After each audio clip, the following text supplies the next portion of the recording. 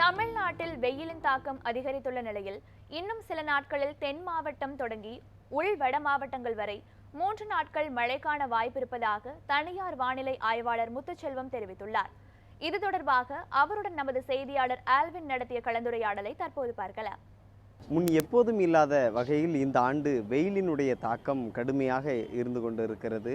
ஏறத்தாழ திருநெல்வேலி உள்ளிட்ட தென் மாவட்டங்களில் கூட வரலாறு காணாத அளவிற்கு 107 டிகிரி என்ற அளவிற்கு வெயிலினுடைய தாக்கம் என்பது இருந்து கொண்டிருக்கிறது. மக்கள் கடுமையான இன்னல்களை சந்தித்து வரக்கூடிய நிலையில் இந்த வானிலை எத்தனை நாட்களுக்கு இதுபோன்று நீடிக்கும் என்பது உள்ளிட்ட பல்வேறு தகவல்களை நம்மோடு பகிர்ந்து கொள்வதற்காக தனியார் வானிலை ஆய்வாளர் முத்துச்செல்வம் அவர்கள் நம்மோடு இணைந்திருக்கிறார். கேட்பதற்கு பல்வேறு கேள்விகள் அவரிடம் இருக்கிறது. வார்கள் கேட்கலாம். வணக்கம் சார். இப்போ இந்த சூழலில் இந்த அளவிற்கான வெப்பம் அதிகரிக்க காரணம் என்ன? அதாவது நம்மளுக்கு லாஸ்ட் இயர் வந்து பார்த்திங்கன்னா எல்னினோ அப்படின்ற ஒரு இது இருந்தது. இந்த எல்னினோ இருக்கிற ஆண்டுகள் எல்லாமே அது முடியும் போது இந்த மாதிரியான வெப்பநிலை உயரும், ஆண்டுதோறுமே இருக்கும். இப்போ உதாரணத்துக்கு நம்ம 2016ஆம் ஆண்டு அதிகப்படியான வெப்பநிலை பார்த்தோம். அதுக்கு பிறகு இப்போ நம்ம பார்த்துக்கிட்டு இருக்கோம். தென் மாவட்டங்களிலும் மத்திய உள் மாவட்ட பகுதிகளிலும் வட மாவட்டங்களிலும் அதிகப்படியான வெப்பநிலை உயர்ந்திருக்கு. கரூர் அண்டு வந்து பார்த்திங்கன்னா 108 டிகிரி ஃபேரன்ஹீட் 109 டிகிரிக்கு மேலே போய்கிட்டுருக்கு. பரமத்தியில் 111 டிகிரி ஃபேரன்ஹீட். இப்போ திருநெல்வேலி இன்றைக்கி வந்து பார்த்திங்கன்னா 107 டிகிரி ஃபேரன்ஹீட் வந்து இப்போ பதிவாகிட்டு இருக்கு. மேலும் அடுத்த 2 தினங்களுக்கு இந்த வெப்பநிலையின் தாக்கம் வந்து தொடரும். அதற்கு மேலே நம்மளுக்கு குமரிக்கடல் பகுதியில் ஒரு புதிய காற்று சுழற்சி ஒன்று உருவாகி அது நம்மளுக்கு 10-11ஆம் தேதிகளுக்கு மேலே ஒரு நல்ல மழையை திருநெல்வேலி, தூத்துக்குடி, கன்னியாகுமரி மாவட்டங்களுக்கு கொடுக்கும். அது ஒட்டுமொத்தமாக தமிழ்நாடு முழுவதுமே western Scott's and north Tamil Nadu ஃபுல்லாகவே ஓவரால் தமிழ்நாடு ஃபுல்லாகவே நல்ல ரெயினை கொடுக்கக்கூடிய வகையில் வரக்கூடிய 10ஆம் தேதியிலிருந்து அடுத்த ஒரு வாரத்திற்கு இருக்குது. அதனால் வெப்பநிலையின் தாக்கம் வந்து படிப்படியாக குறையும்.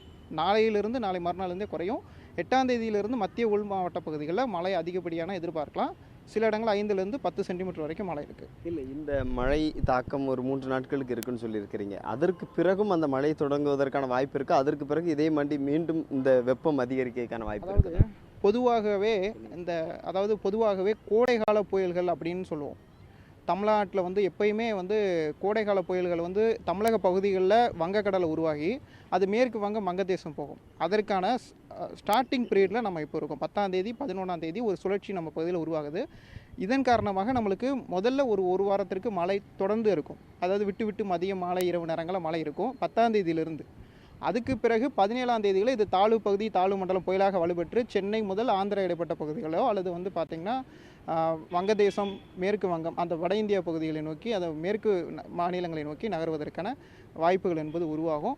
அப்படி இருக்கும்போது நம்மளுக்கு குறைந்தபட்சம் 18ஆம் தேதிக்கு மேலே நீங்கள் சொல்லக்கூடிய அந்த 18ஆம் தேதிக்கு மேலே நம்மளுக்கு மீண்டும் வெப்பநிலை உயர்வதற்கான வாய்ப்பு இருக்கும். இதற்கு மேலே நம்மளுக்கு வரக்கூடிய மே மாதம் 18ஆம் தேதிக்கு மேலே வெப்பநிலை உயரும். ஏன்னா நம்ம பகுதியிலிருந்து வரக்கூடிய மேற்கு திசை காற்று, தென்மேற்கு திசை காற்று அதிகப்படியாக நம்ம பகுதியை நோக்கி வரும்.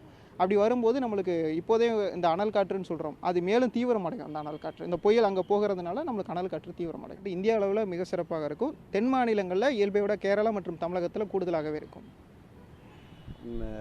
வரக்கூடிய நாட்களில் வெப்பம் அதிகரித்தாலும் கூட மழைக்கான வாய்ப்பு இருக்கிறது.